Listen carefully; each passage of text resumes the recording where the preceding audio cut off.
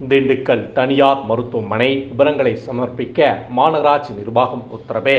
டெல்லி மருத்துவமனை தீ விபத்து சம்பவம் எதிரொலியாக திண்டுக்கல் நகரில் செயல்படும் தனியார் மருத்துவமனை தங்கள் மருத்துவமனை முழு விவரங்களை அறிக்கை மூலம் சமர்ப்பிக்க மாநகராட்சி நிர்வாகம் உத்தரவிட்டுள்ளது.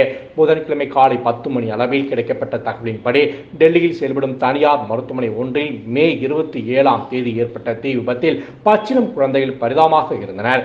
இதன் எதிரொலியாக தமிழகத்தில் செயல்படும் தனியார் மருத்துவமனைகள் முறையாக அனுமதி பெற்றுள்ளனரா, கட்டடம் முடிக்கப்பட்ட ஆண்டு, வாகனங்கள் நிறுத்தம் குறித்து வரைபடம், வெளிப்புற நோயாளிகளுக்கான அடிப்படை வசதிகள் உள்ளதா உள்ளிட்ட நோயாளிகள் படுக்கை வசதி, கழிப்பறை, குடிநீர் வசதிகள் உள்ளதா, மருத்துவமனையின் தற்போதைய உறுதித்தன்மை, தீயணைப்புத் துறையிடம் வாங்கிய அனுமதி சான்று, சுகாதார மருத்துவ கழிவுகளை அப்புறப்படுத்தும் விவரங்கள் அடங்கிய அறிக்கையை தயார் செய்து அந்தந்த உள்ளாட்சிகளிடம் ஒப்படைக்க அரசு உத்தரவிட்டது.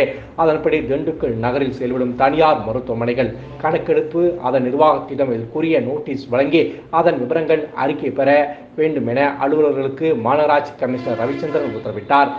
நகர திட்டமிடுனர் ஜெயக்குமார் தலைமையிலான அதிகாரிகள் அதற்குரிய பணியில் ஈடுபட்டனர்.